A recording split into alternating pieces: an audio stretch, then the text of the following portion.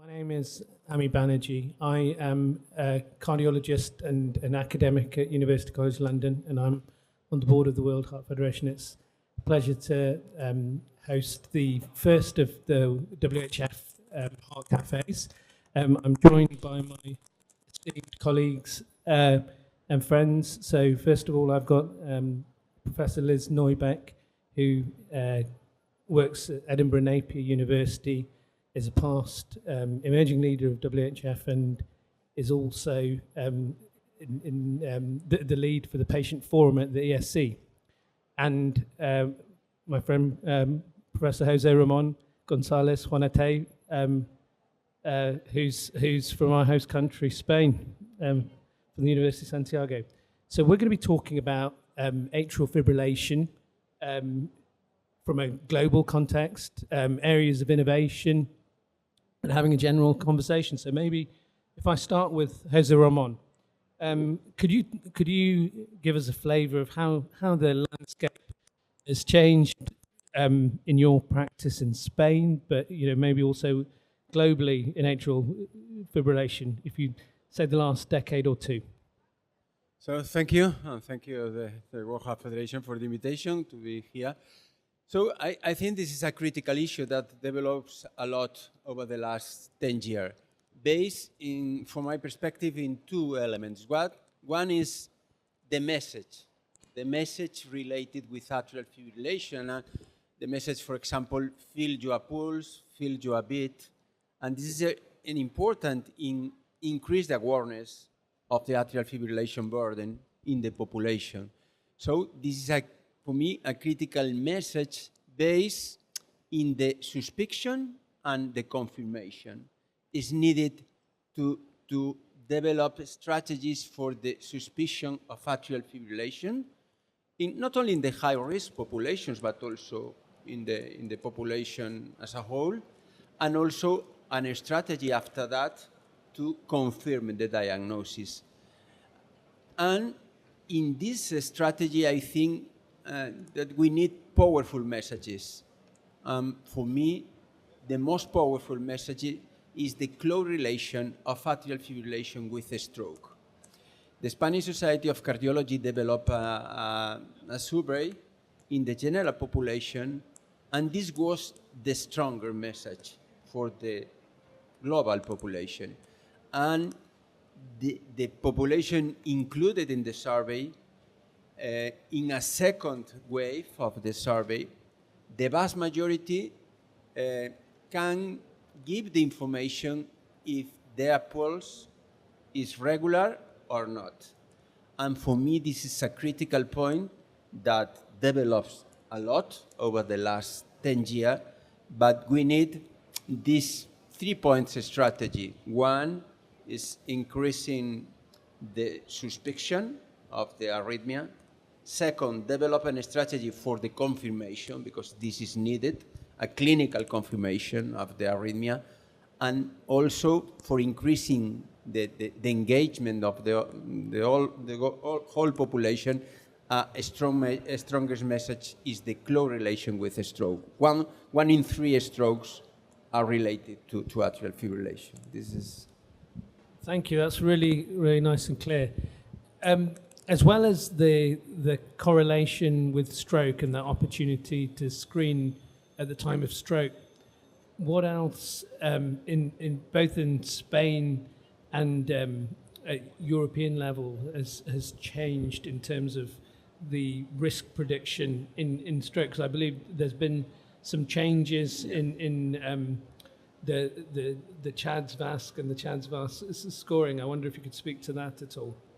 Yeah, I think it's needed after the confirmation of the atrial fibrillation. You have to stratify the risk.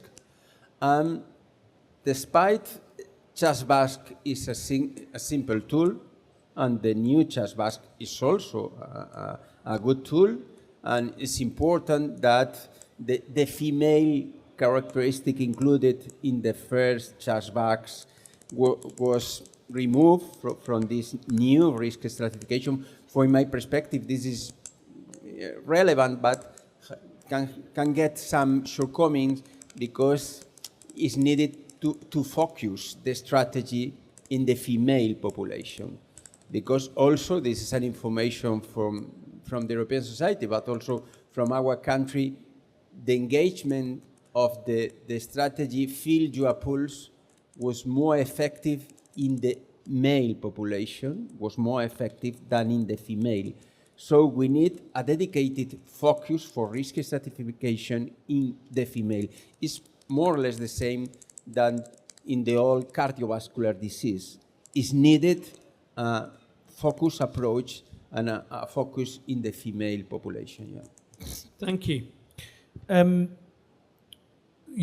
So Les, if I could bring you in on that last the Jose Roman said the same as all cardiovascular disease, and we think of atrial fibrillation maybe separately. What are the opportunities to do more kind of global prevention and detection and treatment? Okay, so a very big question there, Amy, but I guess there's a lot of new opportunities that digital technologies have given us to reach out to people who otherwise might not engage in healthcare. And of course, that does include women, and women are typically less likely to seek out preventive healthcare in terms of their ability to be available for these things. But actually, we know women visit their doctors more often than men, so why don't we reach them when it comes to preventive care? I think there's an opportunity there. But also, I think we can do better at getting to people in the general community.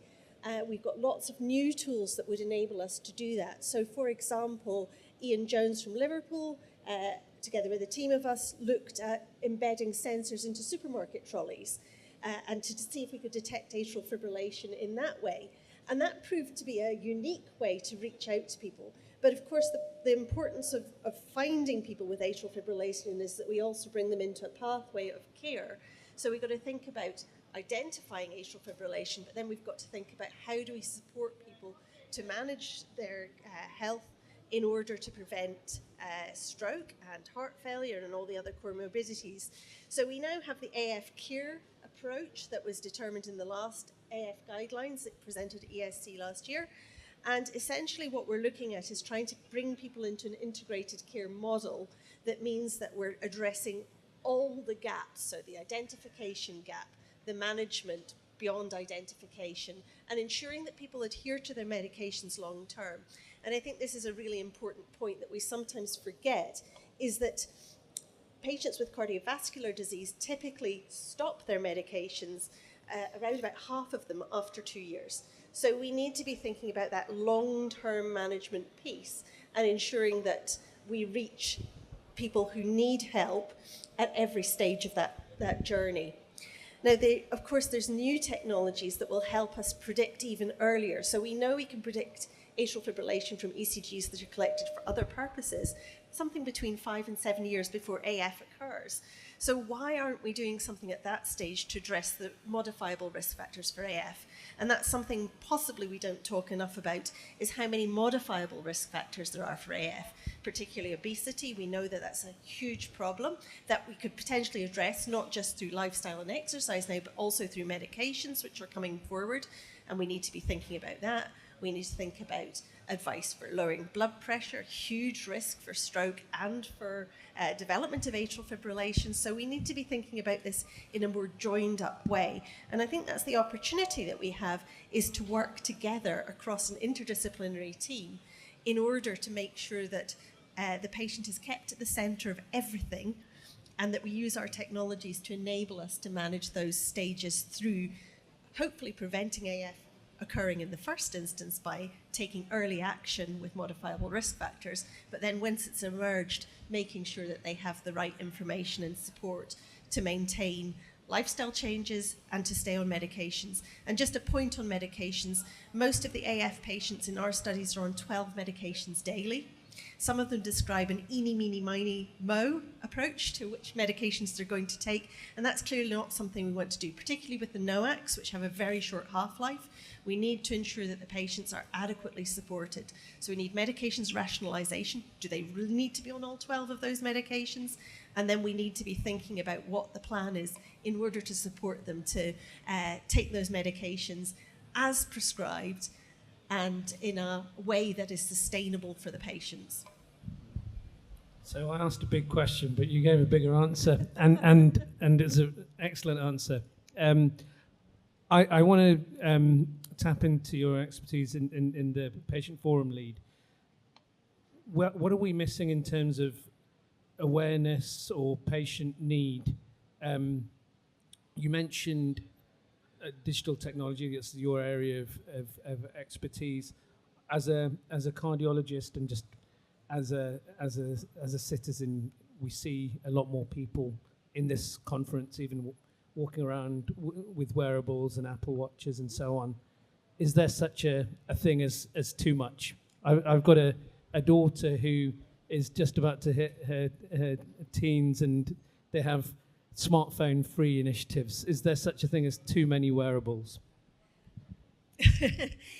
Well, yes and no. I mean, one of the problems is, what do we do with all the data? The more data we collect, the more problems we create in terms of how we analyze the data and use it effectively. So that's where we need to work collaboratively in order to make sure that the data we collect is the most useful. Now, we know in identifying atrial fibrillation from large studies that we probably shouldn't really look for atrial fibrillation much below the age of 65, and that's a twofold reason. The first is that your risk of having a stroke with atrial fibrillation increased dramatically at 65, and also the likelihood of you having atrial fibrillation increases at 65. But also, as you age, you are less likely to experience what we would think of as the symptoms of atrial fibrillation. So somebody who's younger with atrial fibrillation will have a more rapid ventricular response, they'll get very symptomatic, and they will seek help. So we have a population we know we should be identifying, and a way to do it. So we can recommend that people are at least screened once a year for atrial fibrillation once they reach the age of 65. That's a reasonable thing to do. That's what's recommended in the guidelines. Should everybody wear a wearable?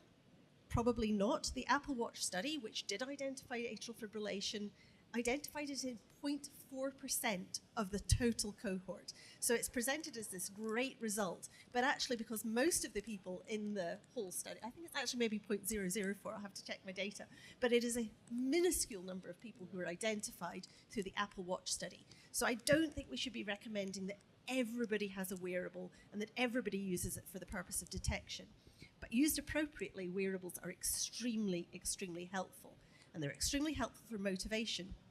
I will say one caveat to wearables being useful for motivation is that with physical activity, if people wear wearables and forget to put it on one day, they think, oh, I won't bother because it's not going to be recorded. So we've got to get away from the mindset that if it's not on my wearable, it doesn't matter, because it still matters that you're physically active. But that, of course, is a slight sideline from the atrial fibrillation issue. And we are at the potential that we could have cameras that detect atrial fibrillation remotely. There are ethical issues with that, but you could, because your heartbeat changes the color of your skin. If you amplify that, you can see the change in the color of your skin. You can pick up atrial fibrillation that way. So we could be screening everybody in this entire Congress for atrial fibrillation. How ethical that is, it's a murky area. I think we could put those things in sensible locations like emergency departments, where we could pick up other things like deteriorating patients. So yes, technology has a real role, but also sensible education for patients, and technology will not address adherence. If people have negative beliefs about medication, all the technology in the world will not make them take their tablets. Thank you. Please, Hazira. Related to digital health technology, I would like to comment an experience in our health area. Our health area is around 100,000 or 500,000 population, and we have an integrated medical record between GPs and all the specialists and integrated. And we describe an experience recently published regarding the delay in cardiology care after atrial fibrillation suspicion by GPs. And the delay in cardiology care was closely related with the stroke risk. And after 7 days of delay, when the patient is referred to a cardiology consultation, if the delay is higher than 7 days, the risk of stroke increases exponentially. And this is also, you have to use these digital health technologies not only for referral the patient, but also for deliver the message that the health professional that diagnose atrial fibrillation, not suspicion, but diagnose atrial fibrillation, the patient needs to be anticoagulated unless not indicated. Otherwise, the delay in anticoagulation and only 7 days delay was associated with an exponential increase in stroke. And this is highly relevant because you can survive after gastrointestinal bleeding. It's difficult to die after gastrointestinal bleeding, but it's difficult to survive after a stroke. And this was the second most powerful message in the Spanish survey by the Spanish Society of Cardiology in the overall population. The first is the relation of atrial fibrillation with stroke, and the second is this. This is closely related with anticoagulation. It's needed to anticoagulate the patient with indication because some people fear on the risk of bleeding, but it's difficult to die for a gastrointestinal bleeding, and sometimes it's an opportunity to finding in the colon some tumors, was demonstrated in the Triton study, but it's difficult to survive with a good quality of life after a stroke. In Spain, how aware is the public, are the patients about atrial fibrillation? If we go back several decades, we had a lot of work to do in terms of public campaigns about what is chest pain, what is a heart attack. A lot of work has been done around atrial fibrillation. You were saying about raising suspicion, pulse checking. Is there still work to be done on that count in Spain? Yeah, in Spain, from my perspective, one of the most important things that was done, a cardiovascular plan was first presented 10 years ago, and we have a new version of this cardiovascular plan. And in this cardiovascular plan, atrial fibrillation screening and confirmation is one critical point. And it's involved not only GPs, specialists, but most important, pharmacists. The screening for atrial fibrillation in the pharmacists was highly successful in the second Spanish cardiovascular plan, increased the number of patients with atrial fibrillation and diagnosis, and also dramatically increased the number of patients with anticoagulation. And for me, was one of the most important achievements in the second Spanish cardiovascular plan. Yeah. And do you think the situation in Spain is reflective of Europe, or do we have good ways of comparing across countries how we're doing at health system level? How do we monitor? I think in Spain we have, for me, one is the lifestyle, particularly in highly educated people. I've been involved for several years in the Ministry of Health in Spain, and we describe that the not qualified workers have a cardiovascular risk 8 folds higher than highly educated university people. We have to focus, and this is the reason why in the second cardiovascular plan, there are a particular focus in the low socioeconomical level, is needed to focus on such population, because the second part is that Spain has a good universal health coverage, public health coverage. If you suffer anything, health problem here in Spain, please you go to a public hospital, because you receive a rapid and highly effective care. And this is important. We have to maintain. This is, for me, one of the most important social achievements in our country. And it's difficult because it's a full coverage with higher standards of quality. We have some problems, particularly in the old patients, and it's needed to develop or to implement digital health technologies for reduce the burden of inadequate ambulatory consultations. But we have a focus, and particularly focus on low socioeconomical groups and female. And I think this is needed in Europe. For example, in Europe, that is currently developing a cardiovascular plan, a huge differences. For example, in Spain, that is a country with the highest life expectancy, in not only in Europe, but also in the world, the life expectancy here is 10 years higher than the East countries in Europe. So, and this is a role of our organization. We have to focus in the low income, but particularly in the population that needs help. Yeah. And this particularly the low socioeconomical group of people. And this is the same in all the countries, but probably the burden of the low socioeconomical burden in Spain is probably lower than, for example, in an East European country, but needs to put the focus in the people with the low socioeconomical, and we have to help such group of people, and this is the commitment of our organization. Thank you. Let's to go more with a worldwide view.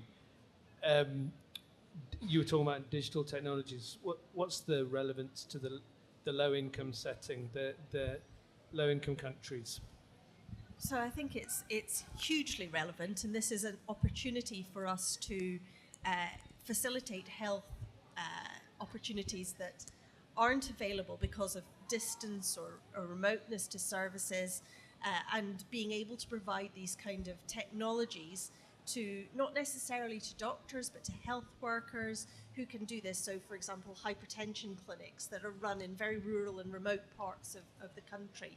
I think these are really important in identification. Management, of course, is slightly different because we can't necessarily rely on the Wi-Fi connection, the ability of people in remote areas to be able to access the data in a way that is useful for them to make lifestyle changes. So I think they're really, really critically important for identification and for helping people to recognize that there's a problem. I think there's some fantastic work going on in some of the lower middle income countries to enable detection of both atrial fibrillation, of hypertension, and other problems that are actually becoming much more prevalent in those countries as they become more westernized than they are now in the Western countries. So we're seeing an increase in obesity, an increase in sort of sedentary behavior, and so on, that makes it just so much harder for people to be able to access care in a way that is acceptable to them. And I think we have to be really mindful of tailoring to the local situation. So we have to not assume that one size fits all. And this is where I'm really interested in the sort of implementation of programs. So if we go with a model that we think is going to work in 2 different low-income countries, it might not, because of specific geographical concerns, but also specific beliefs and cultural beliefs and understanding. And we need to work with the local community to co-design an intervention that helps them. So we can talk about different types of populations where some things are really inappropriate for us to be providing to them. And, you know, particularly we've done some work in the Aboriginal and Torres Strait Islander population, which have similar levels of deprivation and similar problems with rural and remote access to healthcare. And it's not appropriate for me to go in and say, this is what we're going to do. We have to work together. We do yarning and deciding together how an intervention could be developed to work for that specific community. So in fact, we used Aboriginal health workers to do the detection of atrial fibrillation, and we used different opportunities. We've worked with dentists, because dentists, sometimes people go to the dentist because they have problems with their teeth, which are uncomfortable, and we can do screening, use that for screening opportunities then, where they might not go to a doctor. If your teeth are all falling out and you're really in a lot of pain, you're going to seek help. Well, let's take an advantage of that. So I think it's about being imaginative, looking at the different locations and how we can work together to develop something that really works for that community and is sustainable. That's the other thing I think is really important, is we often come in with a project, it goes really well, we write up the paper and it looks fantastic on our CVs, but as soon as we've left, that intervention's fallen apart. So if we're developing with communities, we can ensure that that goes on beyond the life of the project and that we're actually ensuring a sustained mode of delivery for people in the long term. And to your point of collecting data, I think that is absolutely critical. We need to understand how these interventions work, whether they work, and then ensure that they are maintained. If something doesn't work, we shouldn't continue pushing it. But if something is working, then we should definitely use it. And I think this is something that maybe we're not so aware of, is that kind of sustainability over the long term, which linked data can give us support to understand if something's working. So we've been looking at a hypertension program that we've been running for several years in Scotland, and we've now got observatory data where we can see the outcomes of that program, and we can see that it's sustained beyond the length of the project. And that's what I'm really looking for in any kind of intervention, digital or otherwise, is that it is a sustained, measurable improvement in healthcare. Brilliant, thank you. Another perspective you bring us as an allied health professional, and you mentioned in your work with Aboriginal health workers and non-doctors. What are the key differences or considerations when we're trying to build programs and awareness and prevention for atrial fibrillation for non-doctors, or do we overplay this, that we should be doing similar in all health professionals? It's a really fraught question. So I come from a country where non-medical prescribing is common. We have a lot of non-medical prescribers, and the key, obviously, for somebody who has identified atrial fibrillation is being prescribed an appropriate non-vitamin K oral anticoagulant. So being on a NOAC is important. Now, if the person who's detecting atrial fibrillation has the confidence and knowledge to prescribe a NOAC, then we can shorten that problem that you were describing, where there's a gap in identification and treatment. So that is something I think is really important, but not everywhere has access to non-medical prescribers, and in fact it's not actually yet common. That becomes more of a problem the more remote you become, because doctors are not available. They are a precious commodity. They have less time than nurses or allied professionals. So the real advantage of having an interdisciplinary team is that we can support the work and provide more continuity of care, and we can work together in a partnership that supports and surrounds the patient. We can also bring the carer in, because carers can be critical to adherence and to all aspects of care. And people have clusters of risk factors. So if you live with somebody who has atrial fibrillation and has a number of cardiovascular risk factors, it's quite likely you have them too. So we need to think about this more as a package that we're delivering, rather than it has to be the cardiologist all the time who does this. We just don't have enough cardiologists to do that. So I think having people with different skills and different specialties, if you're going to use somebody who's not a non-medical prescriber to deliver detection, then they need to have quick access to somebody who is able to make that prescription, because that is obviously key to preventing stroke. And this is a key element, because the risk of stroke is higher in the first day after atrial fibrillation starts. and it is the higher risk. Was described in several registries, and the higher risk is in the first week after initiate the atrial fibrillation. This is the reason why sometimes we're failing to reduce most the stroke related to atrial fibrillation, because the risk remain in the long term, but the higher risk is at the beginning of the atrial fibrillation. And it's the reason why the people who suspect of diagnosed atrial fibrillation, this patient needs to get a rapid access to anticoagulation. Otherwise, if you fail to anticoagulate rapid such patients, the risk of stroke is higher during such the first days. And this is needed to develop a strategy. Atrial fibrillation identification, fast track for anticoagulation, at least for anticoagulation.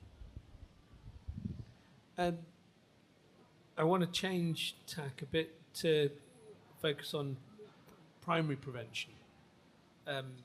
We're hearing about this more in the atrial fibrillation space, and I think it relates to our cardiovascular health agenda. What do you think, Jose Ron, the opportunities are to prevent the horse from leaving the stable in the first place? Yeah, as I commented before, we have to focus, and you have to help in prevent atrial fibrillation and prevent cardiovascular diseases in the low socioeconomical. And sometimes some messages are more highly received by the highest socioeconomical group. We saw this in several campaigns in the Spanish Society of Cardiology. When I've been the president, we did a lot of campaigns, and in the media, the campaigns is massive, accepted by the highest socioeconomical population, and the lowest socioeconomical population sometimes are not so prone to access to the media, to the educational programs. So you have to thinking how to target this low socioeconomical, and it was a main issue in the second Spanish cardiovascular plan. We need to be more successful in targeting the low socioeconomical, and this is the reason why it's needed to engage not only health professionals, but other professionals like pharmacists, social workers, that we need to help this stratum, because in Spain we did a lot in the highest and in the medium socioeconomical group of people, but we fail. For example, in Barcelona, the life expectancy differs 10 years among different areas of the city. The area living the highest educated and socioeconomical people has 8 risk lower cardiovascular risk than other areas in the city. And we have to thinking how we have with the same universal public coverage, with the same, but we have to be more successful in targeting this low for primary prevention, atrial fibrillation, and other cardiovascular diseases. Liz. Yeah, so I think there's a lot more we could do at a policy level in terms of creating healthier environments, in terms of supporting walking programs, making sure environments are safe to walk in. That's often a reason why women say they don't exercise in different areas, because it's not safe. We can do better at our dietary requirements, and we can work with regulators to ensure that food manufacturers reduce the sugar, reduce the salt in their programs. So we are actually able to do a lot. And we've seen it demonstrated in programs like that in North Korea, where really a simple change made at a policy level made a difference. Of course, smoking cessation is another example where a policy change affected health of the nation. We also need to start a lot earlier. We need to be thinking about this at school level, even during antenatal care.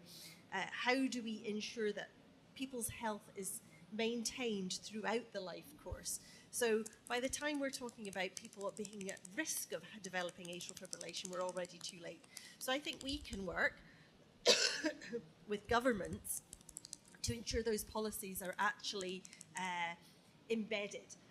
I think the problem for policymakers is they want to see a short-term outcome because they want to be able to demonstrate that their policy made a difference. And sometimes it takes really bold action in order to ensure that these things are seen through. So when the smoking cessation policy was introduced in Scotland, and Scotland was one of the first countries to go smoke-free, there was a huge amount of resistance from very powerful lobbying groups, particularly the alcohol industry, who thought that, it would reduce people going into bars. It would, these were things that were a concern for them.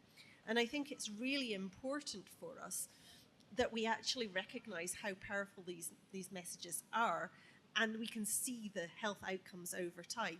Now, we're lucky in Scotland because the SNP have been in power long enough to see the outcomes of their policy. But we need to think about how we get the hook with our regulators in order to make sure that these things are enacted early and followed up to show a sustained benefit. Because one of the very tragic things is that the North Karelia project ended. And that's what I don't want to see. I would hate to see a revocation of the smoke-free policy. It doesn't seem possible, but you never know with these things. You think something is embedded completely and utterly, and then things change. And now, of course, our trouble is with vaping. So I do think we have a responsibility as healthcare professionals to work with governments to ensure that the policies are enacted effectively, and even help them write the policies. Thank you. Neither of you mentioned hypertension. I guess in some low-income settings, you might not have the luxury of offering everything. So if you're looking at a best buy for primary prevention, that seems like something that you would want to pick up and treat well, because it's arguably the biggest risk factor for atrial fibrillation. Absolutely. Yeah, so I think hypertension, if you're going to invest all your money in one thing, it would be in hypertension. But that said, hypertension is already a risk factor. I'd like to stop people even getting hypertension. So let's reduce salt in foods. Let's get people to exercise more. Let's get people to do the things that we know will prevent them from developing hypertension in the future. So that's where the policy stand occurs. But I think we can do both, and I think that's where technology enables us to have an opportunity to look at both hypertension and atrial fibrillation without creating extra burden on both the patient and the health system. Yeah, and I think this is really highly relevant, because you can check for atrial fibrillation and blood pressure with the same tool. Yes. And I agree, hypertension is the killer number one around the globe. So the focus on identification of hypertension, but also prevent hypertension. This is the reason why it's needed to promote policies for example, increase the physical activity, for regulate the food, for example, because the low educated people and low socioeconomical get the cheaper food that is the worst food, and it's needed to regulate this. So I think we have to promote health and also treat the disease, but also promote health. And we know very well how to promote cardiovascular health. Probably we don't know very well how to prevent cancer, because recently it was said that only 30% of the cancers we know that can be preventable, but more than 80% of cardiovascular disease we know very well how to prevent. So we need to develop policies for improving the lifestyle of the population, because cardiovascular health is probably the best known disease that can be prevented. This is an important message, but sometimes most people focus on cancer because cancer is probably has a highest risk in the population, but is needed to also continue to focus on cardiovascular prevention through lifestyle changes. So I wonder if I could speak to you as a kind of senior cardiologist in your context. An elephant in the room is that in training, when we talk about atrial fibrillation, the focus is on advanced electrophysiology training, intervention, and the more exotic cases rather than what we're talking about here, which is the population level prevention. How do we fill that gap? Yeah, for this the reason why it's needed to do a multidisciplinary approach, because you know very well that the cardiologists and the cardiology fellows are more prone to technology fascination. The vast majority needs to be a fellow interventional cardiologist in atrial fibrillation, in acute care. You have to push that is needed a high standard cardiovascular skills. You need to be integrated clinical cardiologist. And then most of us also do a super specialist, but it's needed to transfer that the cardiovascular prevention approach and the basic cardiovascular diagnosis and treatment is not only a task for the cardiologist, it's a task for every health professional. Because if the cardiovascular disease was a rare disease, you can be solved by a group of health professionals, but cardiovascular disease only can be solved with a multidisciplinary approach, with the GPs playing a critical role, the most important health professionals in cardiovascular diagnosis and treatment, not only prevention, is nurses and GPs. This is the reason why it's needed to push an educated effort in the cardiovascular field, in the nurses and in the GPs, because the cardiovascular disease and the cardiovascular prevention is a task of every health professional, but particularly in these two communities of health professionals, GPs and nurses. But you have to organize a pathway, a rapid pathway, in the case that the GP needs help.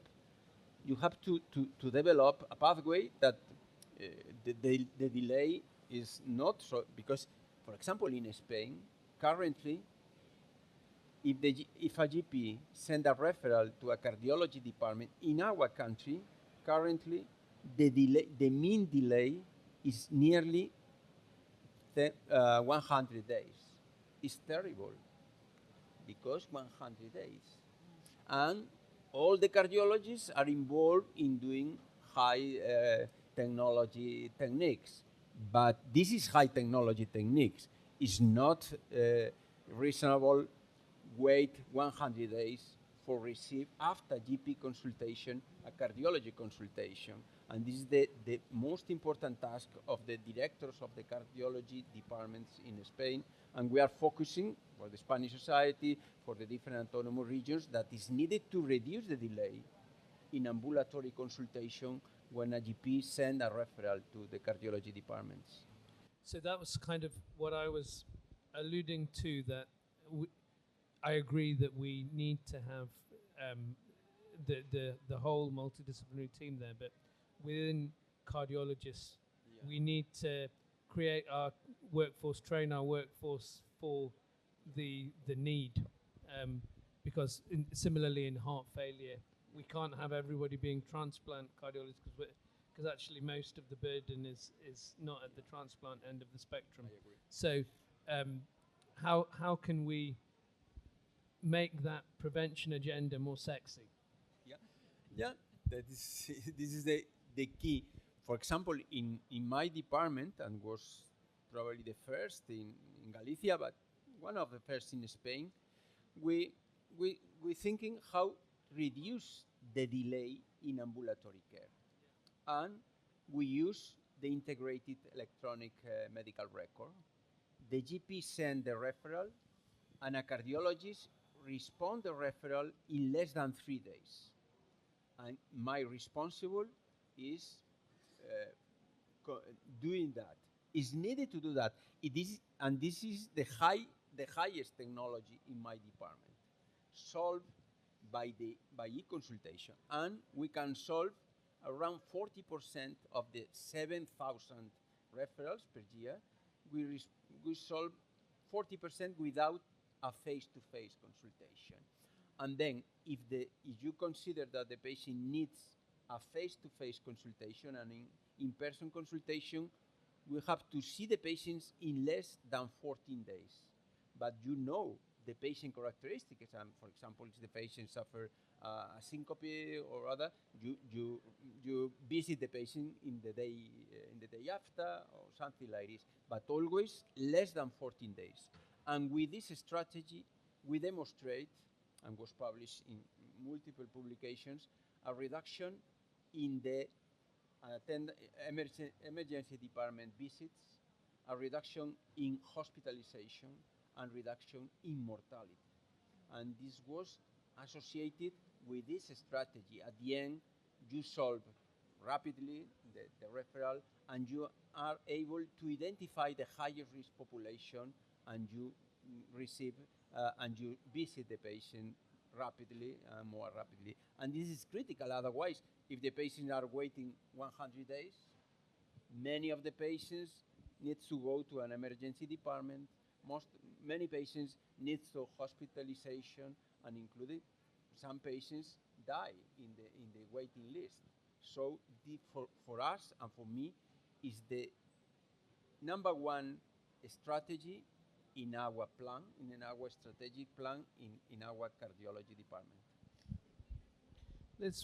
What's the role or the responsibility of the patient in all of this?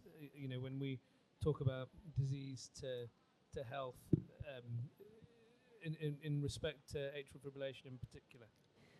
Okay, so if we're talking about somebody with established atrial fibrillation, and I think that's where the patient begins to assume a responsibility, then they need to be able to manage their own health care. And that is something that does not always come easily, because they have gone from being somebody without disease to somebody who's now living with a condition, and they need to make some adjustments. So they need support. So I think we must always have the patient at the center, but the support needs to be very much multidisciplinary. So we know that patients, and again, if you look at the AF care model, require support from a nurse, a pharmacist, and many of them will require support of a psychologist as well, because don't forget that atrial fibrillation comes with a significant burden of fear and anxiety. And so we need to be able to ensure that there's a team around the patient that supports the patient and their carer to live well with this condition. They really don't see very much of the healthcare professional. So that's the main thing, is that they need to be able to live independently with their condition. And so their, I suppose, responsibility is to take their medications as agreed, and I say not as prescribed, but as agreed, because this should be a shared decision. They need to be making shared decisions around lifestyle, around what they might do to maintain their well-being. And I think that's what the patient's role and responsibility is. But I think it really is a partnership that we need to work on together. I'd actually slightly argue that they don't always need to see the cardiologist. And cardiologist is obviously a key member of an atrial fibrillation team. But much atrial fibrillation is very, I don't want to say straightforward, because that's not wrong. Having a diagnosis of atrial fibrillation is possibly the worst day of somebody's life. But for us who work with it, it's a common condition. And we can't send everybody to see a cardiologist. That just isn't feasible. So we need to risk stratify for those who actually need additional care of a cardiologist, or those who could be managed in the community by their support team. The other thing I think is we need to get better at multi-morbid care. These patients do not live with single conditions. The majority of them have many conditions, and we don't want to be creating people who become professional patients who go from consultant to consultant to consultant.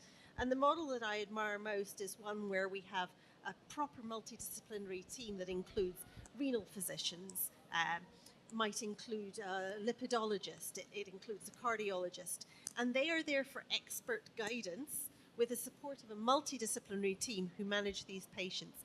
And instead of going to lots and lots of different visits, they are simply seen on one occasion, and they have the multidisciplinary team to reach out to when they need care. And I think that's the approach that would be of most benefit to patients, so that we're not creating people who visit. So if you've got, think about your typical 65-year-old with atrial fibrillation. They're obese, so they need to lose weight. They've got hypertension, so they need their blood pressure controlled. But they may also have renal disease, so we need to manage those medications.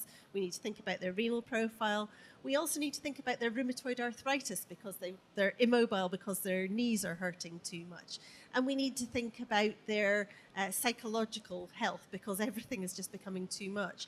So I think we've got to create a system where the patient is at the center, and we access the services they need, cardiologist or psychologist, as required by that individual patient. But at the end, this needs to be coordinated by GPs.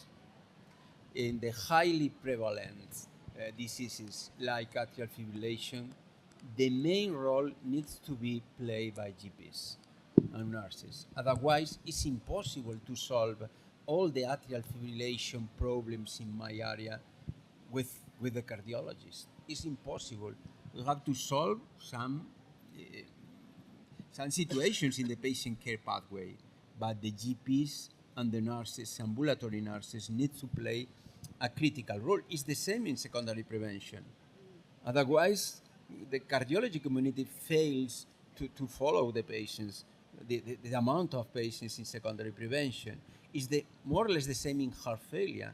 It's needed multidisciplinary teams, but the center is nurses and GPs. And you have to solve how to refer the patient and how to solve in an appropriate time delay the problems of the patients. Otherwise, you fail to care the high amount of cardiovascular patients, including atrial fibrillation patients.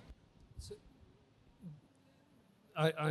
I'm in a family of GPs, and they feel that we sometimes put the ball back in that field. And one thing I reflect, because I think it's impossible to argue against multidisciplinary care, but we've if you look across guidelines, you mentioned heart failure, we've moved towards a heart failure team, a heart failure MDT.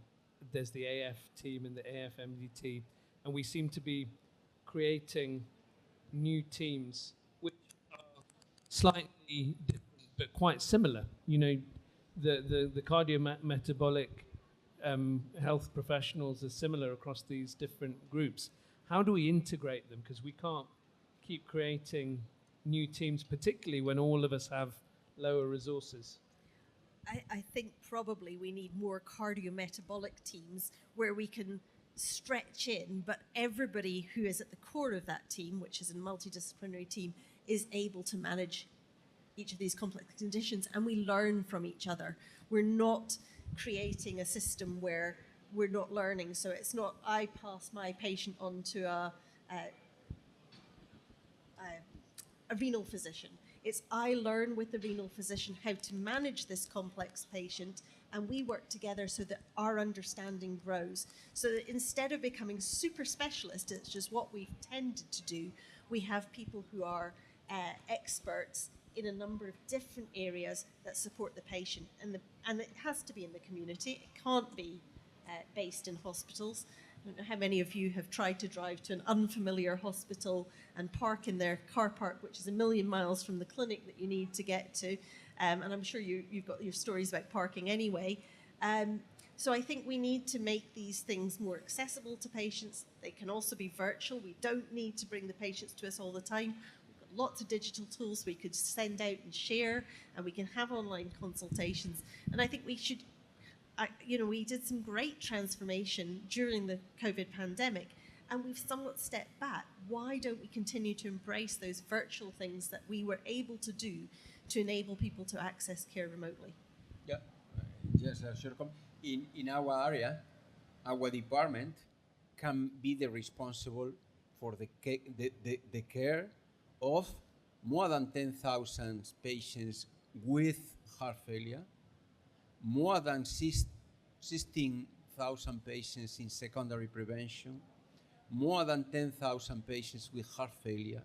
It's not possible a cardiology department do the care, the continuity of care in such high amount group of patients. So you need to develop a plan, a local plan for this is so important, the local plans and the implementation science and the local plans.